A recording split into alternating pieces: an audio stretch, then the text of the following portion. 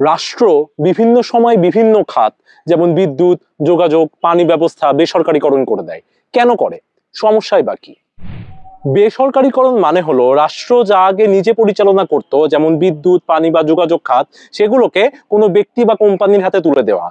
কিছু খাত বেসরকারি করার মাধ্যমে রাষ্ট্রের দায়বদ্ধতা কমে, ঝুঁকি ভাগ হয় এবং নতুন বিনিয়োগ আসে। ফলে প্রযুক্তি উন্নত হতে পারে, সেবা আধুনিক হতে পারে এবং কিছু কিছু ক্ষেত্রে দামও সামঞ্জস্যপূর্ণ হয়। কিন্তু জনগুরুত্বপূর্ণ খাত বেসরকারীকরণের মাধ্যমে ক্ষমতা, লোভ এবং ধনীদের স্বার্থের খেলা লুকানো থাকে।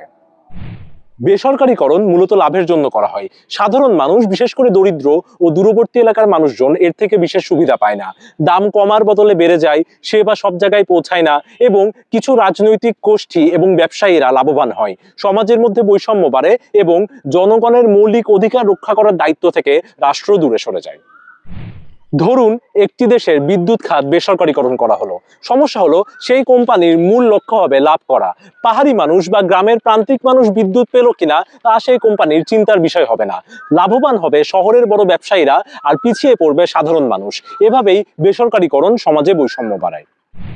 সংক্ষেপে, বেসরকারীকরণ সুপারফিশিয়ালি লাভজনক মনে হতে পারে, কিন্তু এটি ধনী শ্রেণীর ক্ষমতা ও শক্তির বৈষম্য বাড়ানোর হাতিয়ারও হয়ে ওঠে। তাই রাষ্ট্রের দায়িত্ব হলো সকলের জন্য সেবা এবং ন্যায্যতা নিশ্চিত করা, না হলে বেসরকারীকরণ সাধারণ মানুষের জন্য ক্ষতিকর হয়ে দাঁড়ায়।